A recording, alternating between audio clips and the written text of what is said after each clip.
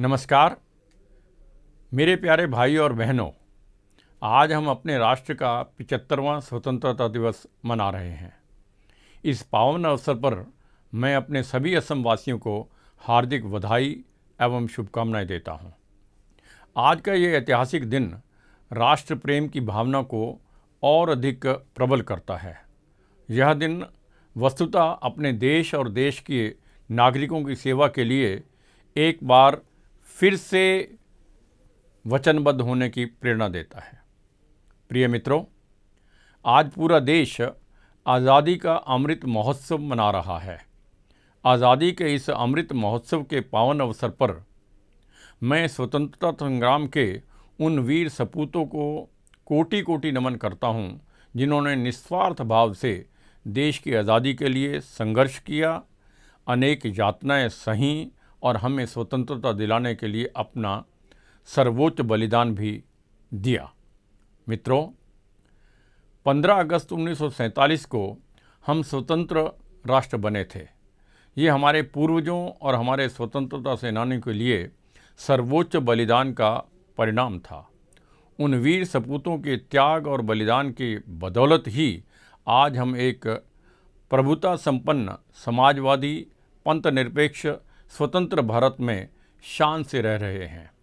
आज इस पुनीत अवसर पर उन सभी वीर शहीदों, स्वतंत्रता सेनानियों एवं पूर्वजों को पुनः हमें श्रद्धांजलि अर्पित करने का सौभाग्य प्राप्त हुआ है।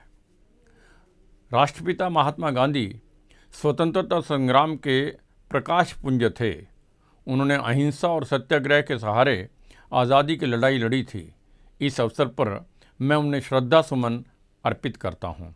साथ ही मैं शहीद भगत सिंह, नेताजी सुभाष चंद्र बोस, सरदार वल्लभ भाई पटेल, कुशल कुंवर, कनकलता बरुआ, मनीराम देवान, भोगेश्वरी फूकान नोनी, प्यूली फूकान, हेम बरुआ सहित देश के सभी स्वतंत्रता सेनानियों को भी श्रद्धांजलि अर्पित करता हूँ।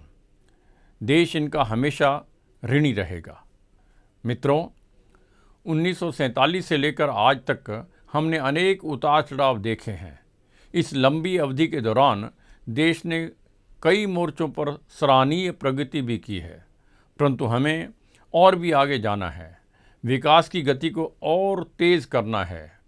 हमारे यशस्वी प्रधानमंत्री आदरणीय श्री नरेंद्र मोदी जी के मार्गदर्शन में हमारा देश हर क्षेत्र में सशक्त और आत्मनिर्भर बनने की दिशा में निरंतर आगे बढ़ रहा है।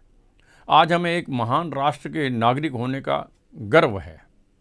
हमारा विचार चाहे अलग अलग हो, सपने अलग अलग हों, इच्छाएं अलग अलग हों, परंतु हम सब एक भारत के नागरिक हैं। हमारा एजेंडा भी एक ही है, वह है विकास का एजेंडा।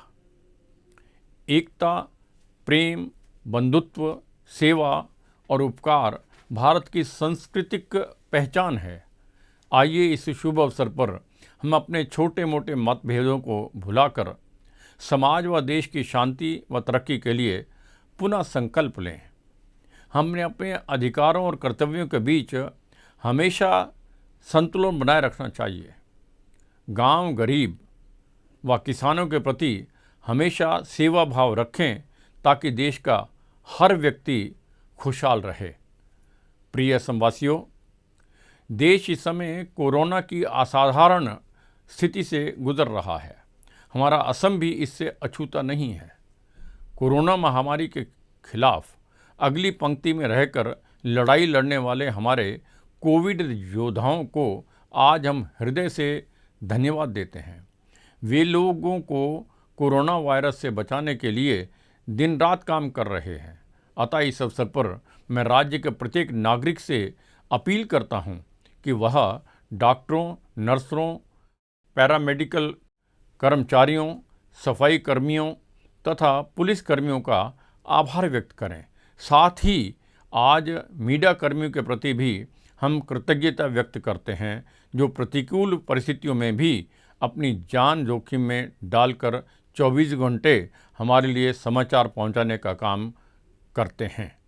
आइए कोरोना को हराने के लिए हम सब एकजुटता और प्रतिबद्धता के साथ काम करें। देश जीतेगा, कोरोना ज़रूर हारेगा। मित्रों, दुनिया ने भारत को हमेशा से ज्ञान और संसाधन की भूमि के रूप में देखा है। देश ने विश्व को गणित, विज्ञान, चिकित्सा, दर्शन, आयुर्वेद आदि के अलावा उच्च कोटि के तकनीक और कौशल भी दिए हैं। देशवासियों के लिए गर्व का विषय है कि कोविड वैक्सीन के निर्माण से भारत को अंतर्राष्ट्रीय पटल पर एक विशिष्ट पहचान मिली है। भारत आज दुनिया में सर्वाधिक कोविड वैक्सीन बनाने वाला देश बन गया है। दूसरी ओर देश खेल के क्षेत्र में भी आगे बढ़ रहा है। इस बार टोक्यो विश्व ओलंपिक में हमारे युवा खिलाड़ियों ने बेहतर प्रदर्शन किया है। असम की बिटिया लवलीना बरगोहिन ने देश के लिए ब्रॉन्ज पदक जीतकर राज्य का नाम रोशन किया है। इस अवसर पर मैं विशेष रूप से हमारी बिटिया लवलीना को ढेर सारी बधाइयाँ देता हूँ और भविष्य के लिए बहुत बहुत शुभकामनाएं देता हूँ। साथ ही मैं ओलंपिक में हिस्सा लेने वाले तथा देश के लिए पदक जीतने वाले सभी युवा खिलाड़ियों को भी हार्दिक बधाई और शुभकामनाएं देता हूँ। मुझे आशा है कि खेल के क्षेत्र में भी भारत नया कीर्तिमान स्थापित करेगा। भाइयों और बहनों, मुझे विश्वास है कि 130 करोड़ भारतवासियों के सामूहिक प्रयास से भारत हर क्षेत्र में आत्मनिर्भर बनेगा और हमारा न्यू इंडिया का सपना साकार होगा। मैं एक बार फिर आप सबको स्वतंत्रता दिवस की हार्दिक बधाई देता हूं और आप सबके सुखद भविष्य की मंगल कामना करता हूं। जय हिंद।